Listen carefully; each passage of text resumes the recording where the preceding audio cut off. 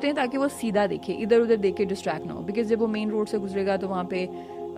Buses بھی ہیں, وہاں پہ کارز بھی ہیں, وہاں پہ موٹر سائیکلس بھی ہیں, تو وہ ڈسٹریکٹ ہو جاتا ہے ٹائم. تو اس کو سیدھا چلانے کے لیے بس اس کی لگام جدھر آپ کھینچو گے وہ ادھر کو جائے.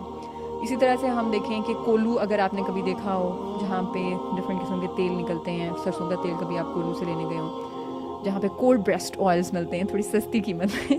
تو وہ اس کو انہوں نے بلائنڈرس پہنائے ہوتے ہیں بلز کو, اور پھر وہ گول گول گول گول گھومی جا رہا ہوتا ہے. تو آج کل کے دور میں اگر ہم نے اسٹیڈ فاسٹ رہنا ہے, اگر ہم نے سیدھے رستے پہ چلنا ہے, تو بہت ضروری ہے کہ ہم اپنے بلائنڈرز آن کر لیں. اب فارچونیٹلی اینڈ انفارچونیٹلی,